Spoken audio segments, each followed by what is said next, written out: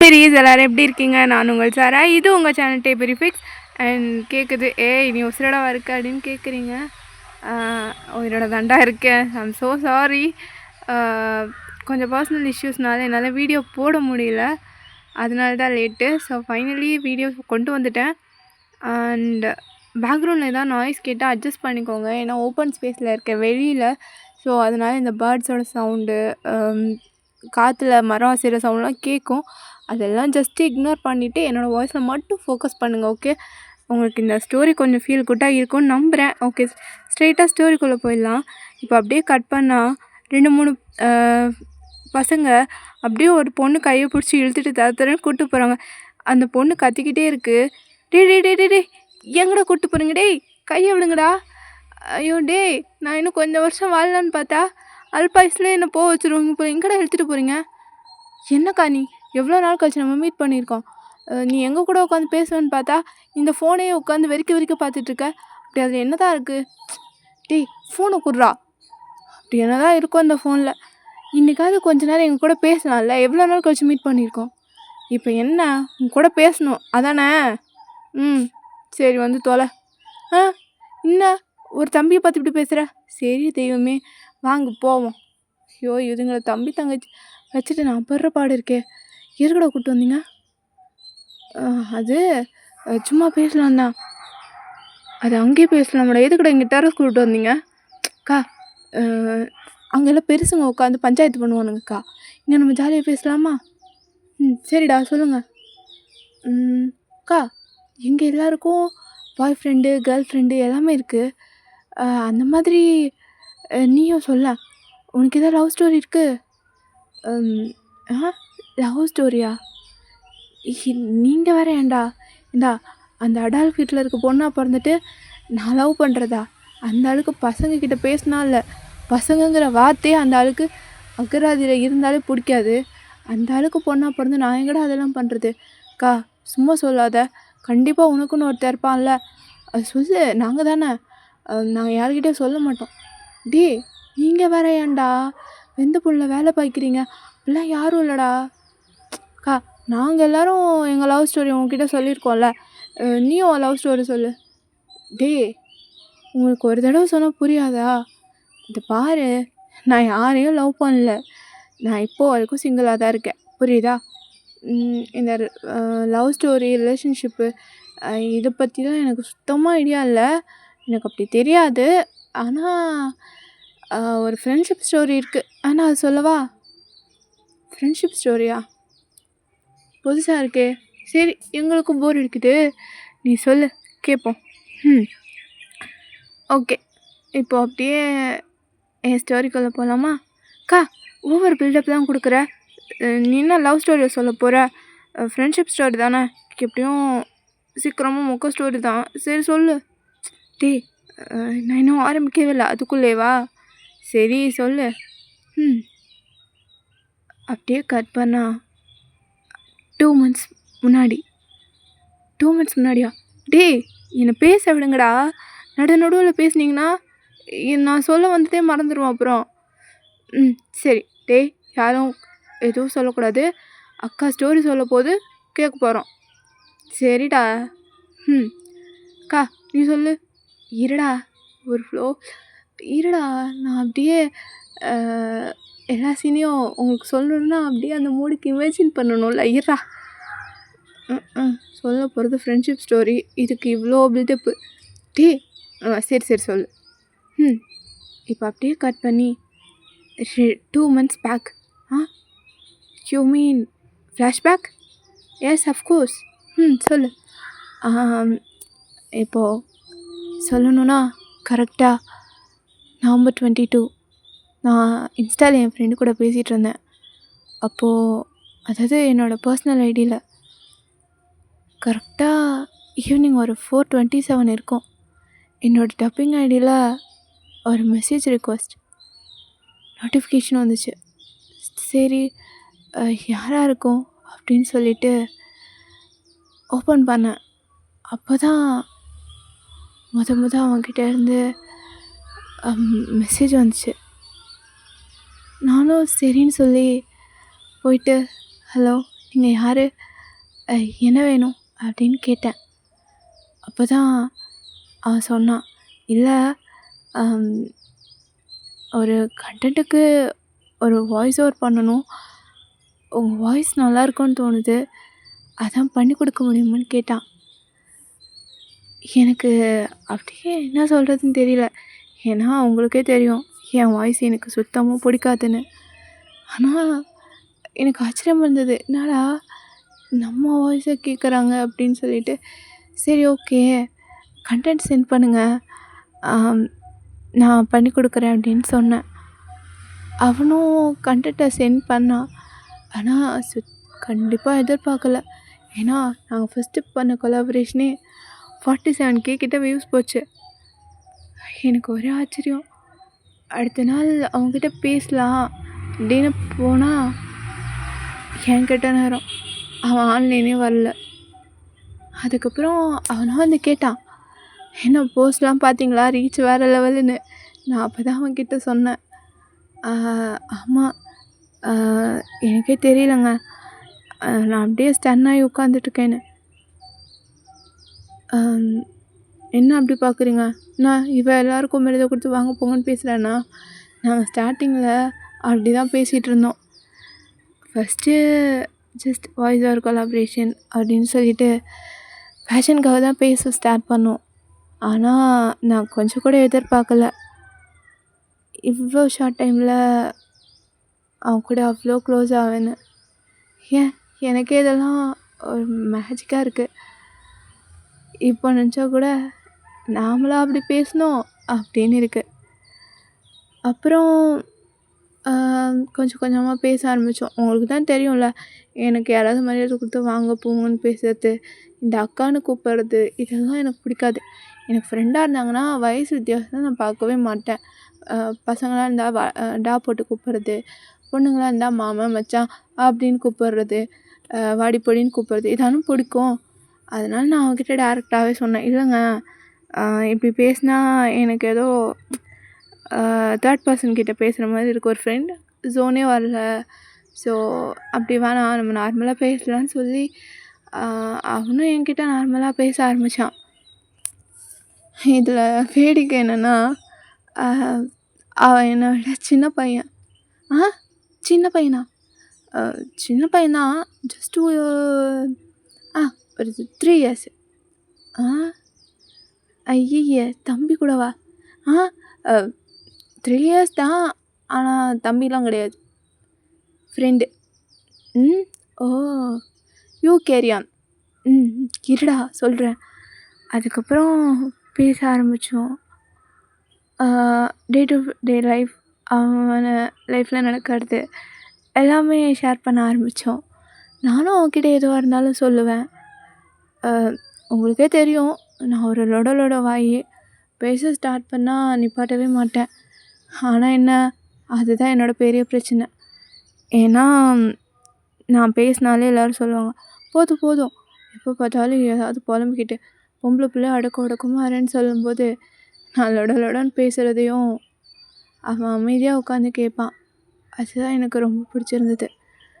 இதில் எல்லாத்தையும் தாண்டி அவன்கிட்ட பேசணுன்னு எனக்கு தோணுனதே அவனை பற்றி கொடுத்த இன்ட்ரோ தான். அது என்னென்னா, மோஸ்ட்டாக எனக்கு நிறைய பசங்க தான் ஃப்ரெண்டாக இருக்காங்கன்னு உங்களுக்கு தெரியும். ஸோ அது தாண்டியும் பசங்க சைக்காலஜின்னு எனக்கு கொஞ்சம் தெரியும். எக்ஸ்பர்ட்னால் சொல்ல முடியாது, ஆனால் கொஞ்சம் கெஸ் பண்ணுவேன்.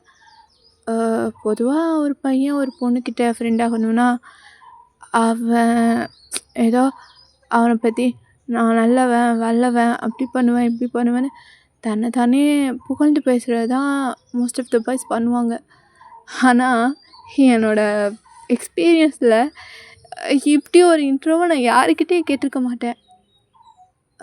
அப்படி என்ன இன்ட்ரோக்காது, இருடா நான் தான் சொன்னேன்ல, நான் அப்படியே ஃப்ளோவாக சொல்கிறேன், அதுக்கப்புறம் லாஸ்ட்டாக உனக்கு என்ன டவுட்டோ அதை கேளு. அது வரைக்கும் கொஞ்சம் திருவாய் அடக்குடா, சொல்ல வர்றது எனக்கே மறந்துடும். அதிக பிரசங்கி, அக்கா தான் ஃப்ளோவில் போய்கிட்டு இருக்குல்ல, அப்பப்போ ஸ்பீட் பிரேக்கர் ஆட்டும். வாய் மூடு அக்கா, நீ சொல்லு. இருடா சொல்கிறேன். அதுக்கப்புறம் என்ன அப்போ தான் அவன் சொன்னான், மற்ற பசங்க மாதிரி என்னை நல்லவன்லாம் நம்பாத. நான் வந்து நல்ல பையன்லாம் கிடையாது. ரொம்ப கெட்ட பையன். சொல்லப்போனால் நான் நல்லவனே கிடையாது, கேடு கெட்டவன் தான். எல்லா பொண்ணுங்களும் நல்லவன் சொல்கிறவங்க தான் யோசிக்கும். ஆனால் எனக்கு அவனை கெட்டவன் சொன்னனாலேயோ என்னமோ இவன் தாண்டா நம்ம ஃப்ரெண்டு அப்படின்ற மாதிரி மைண்டில் ஃபிக்ஸ் ஆகிடுச்சு. அதுக்கப்புறம் அவங்க கூட ஜாலியாக பேச ஆரம்பித்தேன். அது ரொம்பவே நல்லா இருந்தது. அதுக்கப்புறமா என்ன சொல்கிறது, வாங்க போங்கன்னு ஆரம்பித்து அதுக்கப்புறம் நாங்கள் ஒரு ஃப்ரெண்ட் ஜோனுக்குள்ளேயே வந்துட்டோம். எதுவாக இருந்தாலும் நான் ஷேர் பண்ணுவேன்.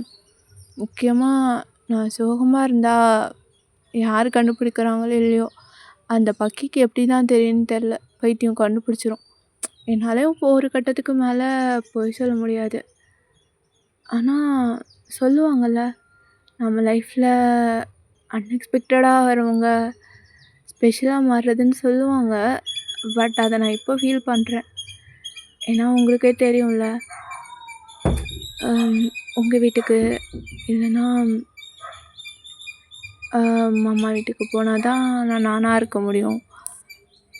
ஆனால் என் வீட்டை பொறுத்த வரைக்கும் எதுவுமே யார்கிட்டேயும் ஷேர் பண்ண முடியாது. சந்தோஷமாக இருந்தாலும் சொல்ல முடியாது, துக்கத்தையும் சொல்ல முடியாது. ஏன் எனக்கு பிடிச்ச மாதிரி இருக்கவே முடியாது. இந்த சேரு, டேபிள், பெஞ்சு இதை மாதிரி நானுமே ஒரு நான் லிவிங் திங் மாதிரி, எந்த உணர்ச்சியும் இல்லாமல் எனக்கு பிடிச்சதை பண்ண முடியாமல், பிடிச்சதோ பிடிக்கலையோ அவங்க எப்படி சொல்கிறாங்களோ அந்த மாதிரி என்னால் இருக்க முடியாது. பட் இருந்தாலும் எல்லாமே பிடிச்ச மாதிரி நடிக்க தான் முடிஞ்சுது. நான் நானாக இருக்கிறதுக்கு அந்த வீட்டில் ஒரு வாய்ப்பும் இல்லை. ஆனால் அவங்க கூட இருந்தால் நான் நானாக இருப்பேன். எதுவாக இருந்தாலும் அவங்கக்கிட்ட நான் உரிமையாக ஷேர் பண்ண முடியும். ஏன்னா நம்ம லைஃப்பில் நிறைய பேர் பார்ப்போம், நிறைய பேர் கூட பேசிப்போம். ஆனால் நம்மளை ஜட்ஜ் பண்ணாமல் நம்ம என்ன சொன்னாலும் அதை காது கொடுத்து கேட்டுட்டு சந்தோஷமும் துக்கமும் நம்ம கூட இருக்கிறவங்கெல்லாம் மிகப்பெரிய வரம் தான். அந்த மாதிரி என் லைஃப்லேயும் சில ஃப்ரெண்ட்ஸ் இருக்காங்க. நான் இப்போ வரைக்கும் என் வீட்டில் இருக்கிற கேரக்டர் அது நானே கிடையாது. அது எனக்கு நானே போட்டுக்கிட்ட ஒரு முகமூடி தான். ஆனால் நான் என் ஃப்ரெண்ட்ஸ் கூட இருக்கும்போது எப்படி இருக்கிறேனோ அதுதான் என்னோடய ரியல் கேரக்டர். ஆனால் என்ன பண்ணுறது, சூழ்நிலையால் என்னோடய கேரக்டரை எனக்குள்ளே புதைச்சிட்டு பிடிக்காத ஒரு வாழ்க்கைக்குள்ளே நடிச்சிக்கிட்டு இருக்கேன். ஆனால் அவங்க கூட இருந்தால் நடிக்க தேவையே இல்லை. என்னதான் சின்னவனாக இருந்தாலும் என்னை டேக் கேர் பண்ணும்போது அவர் பெரிய மனுஷனாகிடுவார். ஆனால் அவங்கக்கிட்ட திட்டு கூட வாங்கியிருக்கேன், முக்கியமாக சாப்பிடாமல் இருக்கிறதுக்கு. சாப்பிடாமல் இருக்கிறது தான் ஞாபகம் வருது. ஒரு வாட்டி எனக்கு ஃபீவர் வந்துச்சு. அப்போது வீட்டில் யாருமே இல்லை. அம்மா வேலைக்கு போயிட்டாங்க, அப்பாவும் இல்லை. என்னால் எழுந்திரிக்க கூட முடியல. பசிக்குது ஆனால் சாப்பிட முடியல. ஏன்னா என்னால் எழுந்திரிக்கவே முடியல. ஒரு வாரம் சாப்பிடவே இல்லை. அப்படின்னா ஃபுல்லாக சொல்லிட முடியாது. எப்போவாவது தோணுச்சுன்னா கொஞ்சமாக சாப்பிட்டுட்டு மறுபடியும் அப்படியே வந்து தூங்கிடுவேன். இப்படியே தான் அந்த 1 வீக் இருந்தது. அம்மா வேலைக்கு போகிறதுனால அவங்களால நடுவில் எனக்கு கால் பண்ணி நான் சாப்பிட்டேனா என்ன பண்ணுறேன்னு அவங்களால கேட்க முடியாது. வீட்டில் இருக்க அப்பா சும்மாவே அவருக்கு நான் ஒருத்தி இருக்கேன்னு தெரியாது. அப்புறம் எப்படி கேட்பாங்க? அவர் பாட்டுக்கு வருவார், சாப்பிடுவார், போவார். ஆனால் நான் வேலைக்கு சாப்பிட்றேன், நான் டேப்லெட் போடுறேன், நான் எனக்கு கேர் பண்ண ஒரே ஆள் என் பாட்டு மட்டும்தான். எனக்கு அது அவள் எப்போ பேசினாலும் சரி என்கிட்ட ஒரு நாளைக்கு 10-15 வாட்டி அது கேட்டுருவான், சாப்பிட்டியான்னு. அப்போல்லாம் என்ன இவன் வந்தாலே சாப்பிட்டியா சாப்பிட்டியா சாப்பிட்டேன்னு கேட்குறான், இவனுக்கு வேறு டைலாகே தெரியாதான்னு யோசிப்பேன். ஆனால் சில நேரம் தோணும், நம்ம மேலேயும் அக்கறை எடுத்து சாப்பிட்டியான்னு ஒருத்தர் கேட்குறதுக்கு இருக்கான்ல அப்படின்ற மாதிரி ரொம்ப கம்ஃபர்ட்டாக ஃபீல் பண்ணுவேன். அதான் சொல்லுவாங்கள்ல, நாம் உண்மையாக நேசிக்கிறவங்க, நம்மளும் உண்மையாக நேசிக்கிறவங்க எவ்வளோ தூரமாக இருந்தாலும் அவங்கக்கிட்ட இருந்து வர அந்த ஒரு மெசேஜ் அது படிக்கும்போது அது வெறும் வார்த்தையாக இல்லாமல் அது என்னமோ அவங்க நம்ம பக்கத்துலேயே இருந்தது நம்மக்கிட்ட பேசுகிற மாதிரி இருக்கும்னு, அதெல்லாம் ஒன்ஸ் எனக்கு நம்பிக்கை இல்லை. ஆனால் இப்போ அது அப்படி இல்லை. அவன் பண்ணுற ஒவ்வொரு மெசேஜும் எனக்கு அப்படியே ரியலாக ஃபீல் ஆகும். நான் நிறைய வாட்டி அவன்கிட்ட அழுதுகிட்டே பேசியிருக்கேன். அப்போல்லாம் அவன் கம்ஃபர்ட் பண்ணும்போது, அவனோட வாய்ஸ் நோட் கேட்டால், அவனோட மெசேஜ் படிக்கும்போது, அப்போல்லாம் எனக்கு ஏதோ அவன் என் பக்கத்துலேயே இருந்து என்னை கம்ஃபர்ட் பண்ணுற மாதிரி இருக்கும். நானே சொல்லுவேன், இப்போது நீ மட்டும் என் கூட இருந்திருந்தா உன் தோளில் சாஞ்சு மனசு விட்டு அழுதுருப்பேன். என் மனசில் இருக்கிறது எல்லாமே உன்கிட்ட கொட்டி தீர்த்திருப்பேன்ல அப்படின்னு சொன்னேன். அப்போ அதுதான் அவனும் சொன்னான், தூரமாக இருக்கிறதுனால நாம் ஒன்றும் தூரமாக இல்லை, நம்ம எவ்வளோ தூரமாக இருந்தாலும் நம்மளோட சோல் கனெக்ஷன் அப்படியே தான் இருக்கும்னு. ஆனால் அதுதான் நிஜம். உனக்கு ஒன்று தெரியுமா, நம்ம பக்கத்தில் இருக்கிற எல்லாரும் நமக்கு பிடிச்சவங்களும் இல்லை, பக்கத்தில் இருக்கிறவங்க எப்போவுமே நம்ம நேசிக்கிறதும் இல்லை. அதே நேரம் நம்மளை நேசிக்கிற யாரும் பக்கத்துலேயும் இருக்கிறதில்ல. அதுதான் என்னோடய கதையே. எனக்கு சின்ன வயசுலேருந்து என் வாழ்க்கையில் காலையிலேருந்து நைட்டு வரைக்கும் நடக்கிற ஒவ்வொரு விஷயத்தையும் யார்கிட்டையாவது மனசு விட்டு ஷேர் பண்ணணும்னு தோணும். ஆனால் நான் பேசுகிறத கேட்குறதுக்கு ஒருத்தர் கூட இல்லை. ஐ மீன் என் வீட்டில். அப்படி இருக்கும்போது நான் என்ன சொன்னாலும், நான் சேடாக இருந்தாலும் சந்தோஷமாக இருந்தாலும், நான் ஏதாவது சொல்லணும்னு சொன்னால் எனக்காக டைம் ஸ்பெண்ட் பண்ணி கேட்குறது அவனாக தான் இருப்பான். அது எனக்கு ரொம்பவே கம்ஃபர்ட்டாக இருந்தது. எல்லோரும் சொல்லுவாங்க, நீ பெரிய பொண்ணு ஆகிட்ட, கொஞ்சம் அது மெச்சூர்டாக நடந்துக்கோ, இந்த மாதிரி குழந்தைத்தனத்தெல்லாம் பண்ணாதேன்னு. ஆனால் என்னோடய குழந்தைத்தனத்தையும் ரசிக்கிறதுக்கு ஒரு ரசிகர் இருக்கான்னா அது அவன் மட்டும்தான்.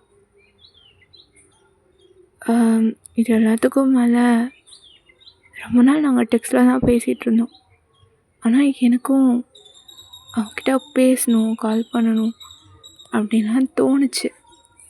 ஆனால் என்ன பண்ணுறது, வீட்டில் இருக்க சிச்சுவேஷன் எல்லாத்தையும் நினச்சி அவன்கிட்ட கேட்கலான்னு போவேன். அதுக்கப்புறம் எனக்கு என்னன்னாலும் பரவாயில்ல, அவனை ஹர்ட் ஆகிடக்கூடாதுன்னு தான் அவன்கிட்ட கேட்காமலே இருந்தேன். ஆனால் திடீர்னு ஒரு நாள் அவன் வந்து, கால் பேசலாமா அப்படின்னு கேட்டான். எனக்கும் பேசலான்னு தான் தோணுச்சு. ஆனால் கொஞ்ச நேரம் யோசிச்சுட்டு, சரி நான் கால் பண்ணுறேன் அப்படின்னு சொல்லிட்டு கால் பண்ணேன். ஆப்போசிட்டில் அவன் ஜஸ்ட் ஹலோன்னு ஒரு வார்த்தை தான் சொன்னான். அந்த வாய்ஸ், அவன் ஹலோன்னு சொன்ன அந்த நிமிஷம் அப்படியே எனக்கு என் உலகமே நின்ன மாதிரி ஆயிடுச்சு. 2 நிமிஷம் மூச்சு கூட விடாமல் அப்படியே சில மாதிரி உட்காந்துருந்தேன். அவன் ஃபோனில் இருக்கியா, பைத்தியமே அப்படின்னு கத்திக்கிட்டே இருந்தான். இருக்கியாடி, கேட்குதான்னு. அவன் பேசுகிறதெல்லாம் எனக்கு கேட்குது, ஆனால் என்னால் ரிப்ளை பண்ண முடியல. நான் அப்படியே 2 மினிட்ஸ்க்கு அப்படியே ஃப்ரீஸ் ஆகி போய் நின்னேன். அதுக்கப்புறம் தான் ரியாலிட்டிக்கு வந்துட்டு ஹலோ அப்படின்னு, நான் எவ்வளோ நேரம் கூப்பிட்றேன், உனக்கு என்ன நெட்வொர்க் இஷ்யூவா அப்படின்னு கேட்டான். நானும் ஆ ஆமாம் அப்படி தான் நினைக்கிறேன், அதான் கேட்கல அப்படின்னு சொல்லிட்டு அவன் கூட பேசின அந்த 1 hour எப்படி போச்சுன்னே தெரியல. ஆனால் அன்றைக்கு உண்மையை சொல்லணுன்னா நான் என்னோடய அடி மனசுலேருந்து சிரித்தேன். ஏன்னா போலியாக சிரிக்கிறதுக்கும் முழு மனசை சிரிக்கிறதுக்கும் வித்தியாசம் இருக்குது. அதுதான் அன்றைக்கி எனக்கு நடந்தது. ஆனால் அவன்கிட்ட நான் எதுவுமே சொல்லலை. அதுக்கப்புறம் ஒரு 1 hour கழித்து தான் அவன்கிட்ட போய் சொன்னேன். சாரி பட்டு, நான் காலில் சைலண்ட்டாக இருந்ததுக்கு காரணம் நெட்வொர்க் இஷ்யூ இல்லை. அது உன் வாய்ஸ் நோட் போஸ்ட்டு எல்லாத்துலேயும் கேட்டிருக்கேன். ஆனால் ஃபர்ஸ்ட் டைம் அந்த காலில் கேட்டதும் எனக்கு என்ன சொல்கிறதுனே தெரியல. அந்த ஃபீல் வேறு மாதிரி இருந்துச்சு அப்படின்னு சொன்னேன். அந்த பேராகிராஃப் படிச்சுட்டு அவனே ரொம்ப எமோஷ்னல் ஆகிட்டான். இன்னும் இவன் இப்படிலாம் சொல்கிறான்னு. ஆனால் அதுதான் உண்மை. அந்த குரல் எனக்கு எப்படி நான் அதை டிஸ்கிரைப் பண்ண தெரியல. நான் எவ்வளோ சேடாக இருந்தாலும் அவன் குரல் கேட்டாலே என் மைண்ட் அப்படியே மாறிடும். எல்லாத்துக்கும் மேலே அவன் என் லைஃப்பில் வந்ததுக்கப்புறம் நிறைய விஷயம் மாறிடுச்சு. அவன் எனக்கு நிறைய விஷயம் சொல்லிக் கொடுத்தான். முக்கியமாக என்ன நானே நேசிக்கிறதுக்கு சொல்லிக் கொடுத்தான். நீங்கள் கூட கேட்டிங்களே முன்னாடிலாம் அவன் ஃபோட்டோஸு இதெல்லாம் நாங்கள் சொன்னால் கூட ஸ்டோரியில் வைக்க மாட்டேன், இப்போ ஏன் போடுறேன்னு. ஏன்னா என் வீட்டில் இருக்கிறவங்களும் சரி, என்னை சுற்றி இருக்கிறவங்களும் சரி, அவங்க எப்படி நினைக்கிறாங்களோ அதை தான் நான் இருக்கணும். நான் ஒரு ஸ்டோரி போட்டால் கூட அதை கேலி பண்ணி சிரிக்கிறதுக்கு தான் நிறைய பேர் இருப்பாங்க. பாரு மூஞ்சி எப்படி இருக்குது, குரங்கு மாதிரி இருக்குன்னு என்னை பெற்றவங்களே சொல்லுவாங்க. அதெல்லாம் கேட்டு என்னை நானே வெறுக்க ஆரம்பிச்சிட்டேன். யாரை பற்றியும் யோசிக்காத, யார் என்ன சொல்லுவாங்க, என்ன நினைப்பாங்கன்னு நினச்சி உன்னை நீயே ஏமாற்றிக்காத. இருக்கிறது ஒரு வாழ்க்கை தான். இப்போ இருக்கிறோம், அடுத்த நிமிஷம் இருப்போமானே தெரியாது. அந்த மாதிரி இருக்கும்போது இருக்கிற ஒரு லைஃப்பை உனக்கு பிடிச்ச மாதிரி இரு. அவங்களுக்கு பிடிச்ச மாதிரி ஒரு வாழ்க்கையை, அதுவும் உனக்கு பிடிக்காத ஒரு மாதிரி ஒரு வாழ்க்கையை வாழ்ந்துட்டு நல்லவன்னு பேர் எடுத்து நீ எதுவும் பண்ண போகிறதில்ல. சரியோ தப்போ உனக்கு பிடிச்ச மாதிரி இரு. உனக்கு என்ன தோணுதோ பண்ணு. யார்கிட்ட எப்படி பேசணும்னு தோணுதோ அதை பேசு. அப்படி நீயாக இருந்து உன்னை ஒருத்தன் கெட்டவன்னு சொல்கிறானா, நீ கெட்டவளாகவே இருந்தாலும் பரவாயில்ல. அண்ட் உன்னை ஜட்ஜ் பண்ணுற அளவுக்கு இங்கே எவனும் 100க்கு 100 நல்லவனும் கிடையாது. அவனுங்களுக்குள்ளேயும் சில கெட்ட விஷயம் இருக்கும். அதனால் மற்றவங்கள பற்றி யோசிக்காமல் உன்னை பற்றி யோசி. உனக்கு எப்படி தோணுதோ அப்படி இருன்னு எனக்கு சொல்லிக் கொடுத்தான். அதுக்கப்புறம் தான் நானே யோசித்தேன், ஆமாம்ல, நான் எப்படி இருந்தாலும் அவங்க என்னை குறை சொல்லிக்கிட்டு தான் இருக்காங்க. என் வீட்டை பொறுத்த வரைக்கும் எனக்கு என்ன சாப்பாடு பிடிக்கும், ட்ரெஸ்ஸில் என்ன கலர் பிடிக்கும்னு எதுவுமே தெரியாது. அவங்களும் கேட்கல, நானும் சொல்லலை. அவங்க என்ன கொடுக்குறாங்களோ அதையே நானும் அக்செப்ட் பண்ணிக்கிட்டேன். அப்படி இருந்தும் அவங்களுக்கு நான் தப்பாக தான் தெரிகிறேன்னா இனிமேல் ஏன் பார்க்கணும். நானாகவே இருக்கேன், எனக்கு பிடிச்ச மாதிரி இருக்கேன்னு ஏற்றுக்கிட்டேன். என் சந்தோஷத்தை விட என் சோகத்தை தான் அவங்ககிட்ட அதிகமாக சொல்லியிருக்கேன். இன்னொரு விஷயம் என்னென்னா, அவன் ஒன்றும் அவன் வாழ்க்கையில் சந்தோஷமாக இல்லை. ஏன்னா அவன் வாழ்க்கையில் அவன் பார்க்காத சோகமே இல்லை. அவன் வாழ்க்கையில் அவனுக்குள்ளே சொல்ல முடியாத நிறைய வலி இருக்குது. அவனும் என்ன மாதிரி நிறைய உடஞ்சிருக்கான். ஆனால் அவனை கம்பேர் பண்ணால் எனக்குள்ளே இருக்க கஷ்டம்லாம் அவ்வளோ பெருசாக தோணாது. என்ன தான் உடஞ்சிருந்தாலும் நான் உடஞ்சி போனால் என்னை ஒட்ட வைக்கிறதுக்கு ஓடி வந்துடுவான். அந்த மாதிரி தான் அவன் எவ்வளோ சோகமாக இருந்தாலும் அதை வெளியில் காட்டிக்கிட்டதே இல்லை. நான் சோகமாக இருந்தாலே திட்டுவான். அதுவும் எனக்கு பிடிச்சிருந்தது. இப்படி அவனை பற்றி நிறைய பேசிக்கிட்டே போகலாம். அப்புறம் அவன் சொல்லியிருக்கான், எக்ஸ்பெக்டேஷன் எதுவுமே வச்சுக்காத, எக்ஸ்பெக்டேஷன் எப்போவுமே பெயினை மட்டும்தான் கொடுக்கும். ஸோ எதையும் எதிர்பார்க்காத, லைஃப்பில் இந்த மூமெண்ட் இப்படி என்ன நடக்குதோ அதை அப்படியே அக்செப்ட் பண்ணிக்கோ அப்படின்னு சொல்லுவான். எனக்கும் அதுதான் சரின்னு பட்டுச்சு. எக்ஸ்பெக்டேஷன் எப்போவுமே வலியை மட்டும்தான் கொடுத்தது. ஆல்ரெடி என் வாழ்க்கை முழுக்க வலியை பார்த்துருக்கேன். ஏதோ இப்போ கொஞ்ச நாள் நான் நானாக இருக்கேன். மனசுலேருந்து உண்மையாக சிரிக்கிறேன். எனக்கு இதுவே போதும்னு தோணுச்சு. அது என்னமோ தெரியல, அவன் கூட இருக்கும்போது நான் சந்தோஷமாக இருக்கேன். அந்த சந்தோஷத்தையும் தாண்டி எனக்குள்ளே சொல்ல முடியாத ஒரு பயமும் இருக்குது. அதை நான் அவன்கிட்ட இப்போ வரைக்கும் சொல்லலை. சொல்லணும்னு தோணும், ஆனால் வேணாம். ஏன் சொல்லலைன்னா என்ன சொல்கிறது? அது எனக்கு நான் யார்கிட்டயாவது க்ளோஸ் ஆகிட்டேன்னா அதுக்கப்புறம் அவங்கள விட்டு விலகிறதுங்கிறது எனக்கு ரொம்பவே கஷ்டம். ஆனால் என்ன, அவங்களா தேடி வருவாங்க, க்ளோஸ் ஆவாங்க. அதுக்கப்புறம் சில பேர் ரீசன் சொல்லிட்டு போவாங்க, சில பேர் ரீசனே இல்லாமல் போயிடுவாங்க. எல்லாத்துலேயும் எனக்கு பிடிச்ச யாரும் ரொம்ப நாள் என் கூட ட்ராவல் பண்ணவே மாட்டாங்க. அது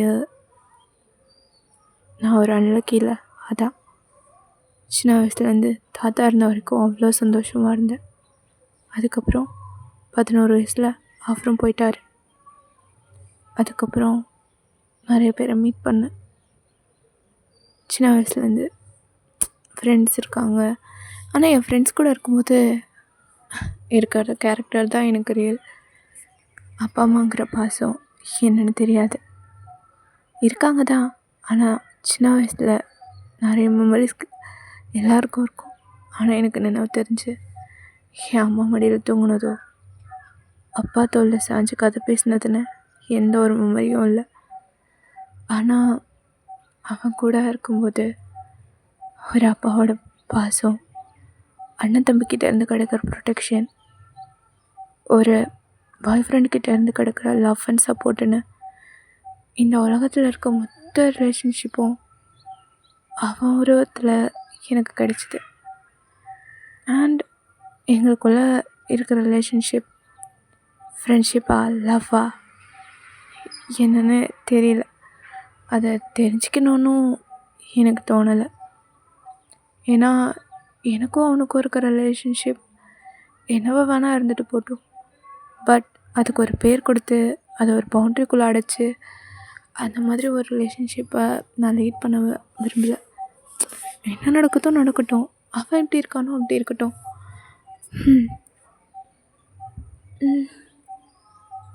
நானும் அப்படியே இருந்துக்கிறேன்.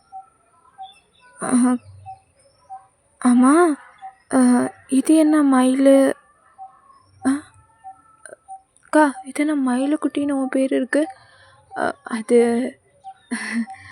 அவன் என்னை அப்படி தான் கூப்பிடுவான். அவன் என்னை மயிலுன்னு கூப்பிடுவான், நான் அவனை பட்டுன்னு கூப்பிடுவேன்.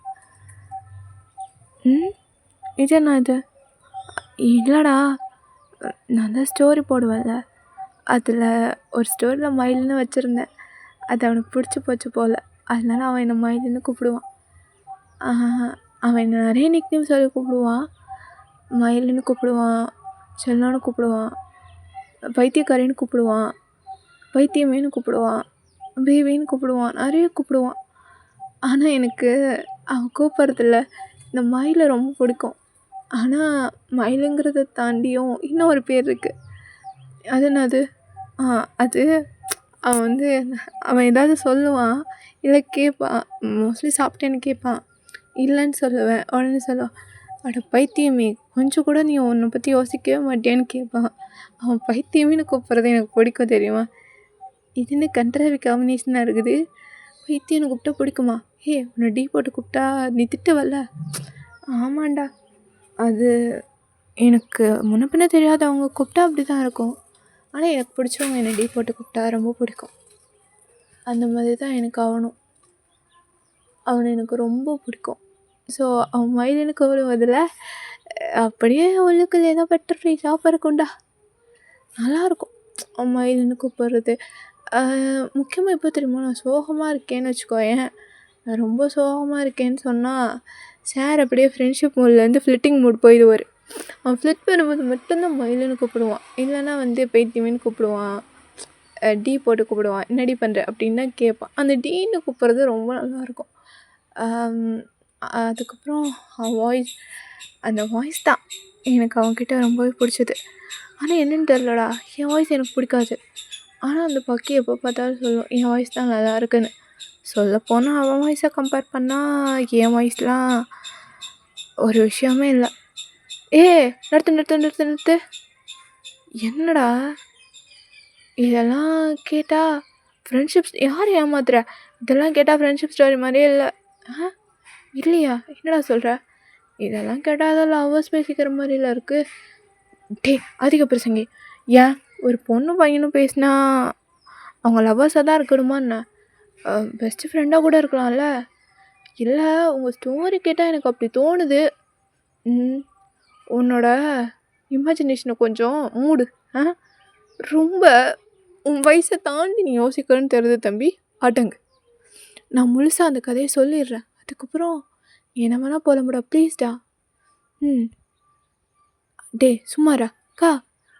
ஆமாம், நீ இவ்வளோ நேரம் இந்த ஃபோனே பார்த்துட்டு இருந்தியே, அந்த ஃபோனில் அப்படி என்னதான் இருக்குது? பெருசாக ஒன்றும் இல்லை. அதான் இப்போ பொங்கல் ஹாலிடேஸ் வந்துச்சுல, அதான் பொங்கல் ஹாலிடே வந்ததுக்கு என்ன இல்லை, அவன் என்கிட்ட சொல்லிட்டு தான் போனான், நான் பொங்கலுக்கு ஊருக்கு போகிறேன், போயிட்டு 3 daysலாம் வந்துடுவேன்னு சொல்லிட்டு போனான். அதான் சொல்லிட்டு தானே போனான், வருவார்ல. வருவான்டா. எப்போவுமே அவங்க வீட்டுக்கு போனால் அவனால் வாய்ஸ் மெசேஜ்லாம் பண்ண முடியாது, டெக்ஸ்ட் தான் பண்ணுவான். போகும்போது சொல்லிட்டு போனான். அதுக்கப்புறம் 2 நாள் ஆச்சுடா, அவன் அண்ணனே வரலையா. அதான் எனக்கு ஒரு மாதிரி இருக்குது. எப்போவுமே அவன் என்னை கிண்டல் பண்ணிவிட்டு டீஸ் பண்ணிவிட்டு பைத்தியமேனு கூப்பிடுறது, அவன் பண்ணுற சின்ன சின்ன விஷயம்லாம் எனக்கு மண்டையில் அப்படியே ஓடிட்டே இருக்கும். அவன் கூட பேசுகிறது கொஞ்ச நேரமாக இருந்தாலும் அந்த கொஞ்ச நேரம் எனக்கு ரொம்ப மெமரபிளாக இருந்திருக்கும் தெரியுமா. ஆனால் என்ன, இப்போது இந்த 2 days அவன் இல்லாமல் ரொம்ப மிஸ் பண்ணுறேன். அதான் எனக்கு இன்னொரு பக்கம் பயமாகவே இருக்குது.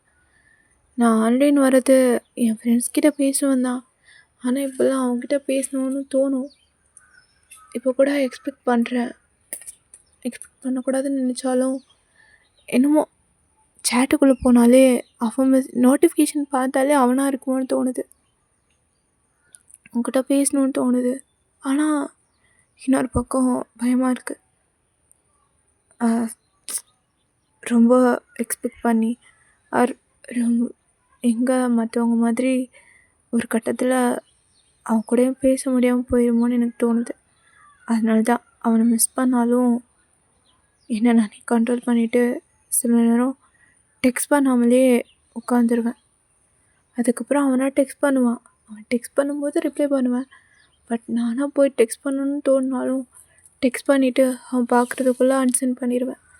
ஏன்னா ரொம்ப க்ளோஸ் ஆகிட்டு அதுக்கப்புறம் அது இல்லைன்னு சொன்னால் என்னால் தாங்கிக்க முடியாது. நீங்களாம் சொல்கிற மாதிரி இது லவ்வெல்லாம் கிடையாது. அண்ட் நாங்கள் ஃப்ரெண்ட்ஷிப் மட்டும்தான்னு சொல்ல முடியாது. ஆனால் ஐம் டேம் ஷுர் இது லவ் கிடையாது. இந்த ரிலேஷன்ஷிப்புக்கு எந்த பேரும் சொல்லி கொடுக்க வேணாம், அது எப்படி போகுதோ அப்படியே போகட்டும். எனக்கு ஒரே ஆசை தான், இது எவ்வளோ நாள் போகும்னு தெரியாது, ஆனால் இருக்கிற வரைக்கும் எனக்கு ஒரு நல்ல ஃப்ரெண்டாக அவன் வேணும். இருக்கிற வரைக்கும் எனக்கு ஜஸ்ட் டெய்லி ஒரு 5 நிமிஷம் அவன் கூட பேசினா போதும். அது மட்டும்தான் எனக்கு தோணுது, அது மட்டும் இருந்தாலே போதும். ஏன்னா அன்எக்ஸ்பெக்டடாக என் லைஃப்பில் வந்து என்னை இந்த ஷார்ட் டைமில் புரிஞ்சுக்கிட்டு சந்தோஷமாக வச்சுருக்கான். எனக்கு அது போதும். அக்கா நிஜமாக சொல்லு, வேறு எதுவும் இல்லை? எங்கள் ரிலேஷன்ஷிப்புக்கு ஒரு பேர் கொடுத்து அது ஒரு வட்டத்துக்குள்ளே அடக்க நான் விரும்பல. அது இப்படியே இருக்கட்டும். அதான் சொன்னனே, இந்த உலகத்தில் இருக்க எல்லா ரிலேஷன்ஷிப்பும் அவன் ஒருத்தங்கிட்ட கிடக்குது. அது எனக்கு போதும்ல. எல்லாத்துக்கும் தாண்டி அவன் என்னோடய பெஸ்ட் ஃப்ரெண்ட் அண்ட் என்னோடய கம்ஃபர்ட் ஜோன். அது போதும். ஸோ ஓகே காய்ஸ், இதோட இந்த ஸ்டோரியை எண்ட் பண்ணிக்கிறேன். அண்ட் இது வந்து ஒரு ரியல் ஸ்டோரி தான். எஸ், இது என்னோடய பெஸ்ட் ஃப்ரெண்டுக்காக நான் டெடிகேட் பண்ண ஸ்டோரி. அண்ட் இந்த ஸ்டோரி அவங்களுக்கு பிடிக்கும்னு நம்புகிறேன். அவங்க பார்த்தாங்கன்னா கண்டிப்பாக கமெண்ட் பண்ணுவாங்கன்னு நம்புகிறேன். உங்களுக்கும் இந்த மாதிரி நீங்கள் எதிர்பார்க்காத நேரத்தில், நீங்கள் ரொம்ப மனசு உடைஞ்சு போயிருந்த நேரத்தில், நீங்களே எதிர்பார்க்காம ஒருத்தவங்க வந்து உங்களை கேர் பண்ணி, நீ எதுக்கும் கவலைப்படாத, நான் இருக்கேன், நான் இருக்கிற வரைக்கும் உன்னை நான் பார்த்துக்கிறேன்னு சொல்கிறவங்க கிடைக்கிறதுலாம் மிகப்பெரிய வரம் தான். அப்படி ஒரு பர்சன் எந்த ஒரு எதிர்பார்ப்பும் இல்லாமல் உங்ககிட்ட நீ அதை பண்ணு, அதை இதை பண்ணாதுன்னு சொல்லாமல், உங்களை மாற்றிக்க சொல்லாமல், நீங்கள் எப்படி இருக்கீங்களோ அப்படியே உங்களை அக்செப்ட் பண்ணிவிட்டு, நீங்கள் பண்ணுற சின்ன சின்ன விஷயத்தையும் அட்மையர் பண்ணிவிட்டு, நீங்கள் ஏதாவது உங்கள் கரியர்லேயோ பேஷன்லேயோ ஒரு விஷயத்த பண்ணணுன்னு ஆசைப்படும்போது, நீ பண்ணு, உனக்கு சப்போர்ட்டாக நான் இருக்கேன்னு சொல்கிறவங்க உங்கள் லைஃப்பில், அது உங்கள் ஃப்ரெண்டாக இருக்கலாம், பாய் ஃப்ரெண்டாக இருக்கலாம், வாட் எவர், யாராக வேணா இருக்கலாம். அப்படி யார் என்ன சொன்னாலும் பரவாயில்ல, இருக்கிற வரைக்கும் உனக்காக நான் இருப்பேன்னு சொல்கிற ஒரு பர்சன் உங்கள் லைஃப்பில் இருக்காங்க. உங்களுக்கு உங்களுக்கு இதே மாதிரி உங்களுக்கும் ஃப்ரெண்டு இருக்காங்கன்னா அது யார் அப்படிங்கிறத மறக்காமல் கமெண்டில் சொல்லுங்கள்.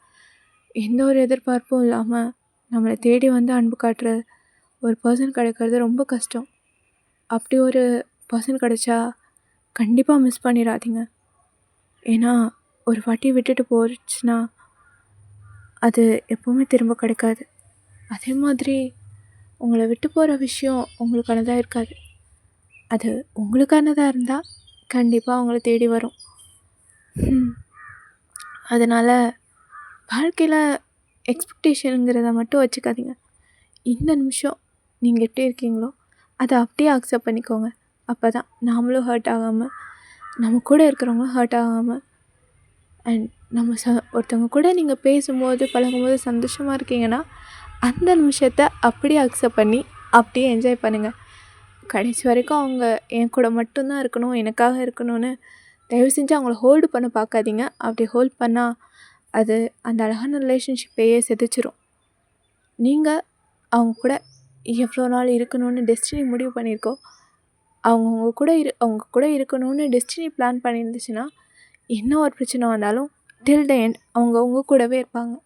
ஸோ உங்களுக்கும் இந்த மாதிரி யாராவது ஸ்பெஷல் பர்சன் இருந்தால் அவங்கள டேக் பண்ணுங்கள், அவங்களுக்கும் ஷேர் பண்ணுங்கள். முக்கியமாக இந்த ஸ்டோரி எப்படி இருக்குன்னு தயவு செஞ்சு கமெண்ட் செக்ஷனில் சொல்லிட்டு போங்க. அப்போ தான் எனக்கு நான் ஓரளவுக்கு ஏதோ பண்ணியிருக்கேன்னு தோணும். அண்ட் என்னோடய பெஸ்ட் ஃப்ரெண்ட் இந்த ஸ்டோரியை பார்த்துட்டாங்க அப்படின்னா, ஐ மீன் என்னோடய பட்டுக்குட்டி பார்த்துருச்சுன்னா கொஞ்சம் சந்தோஷமாக இருக்கும். பட் பார்க்கலாம். ஓகே, ஸோ இதை கம்ப்ளீட் பண்ணிக்கிறேன். ரொம்ப பெருசாக போகுதுடா, சரியா? இதோட போதும். ஸோ கேட்டுட்டு எப்படி இருக்குன்னு சொல்லுங்கள். பாய், see you in the next video. Bye.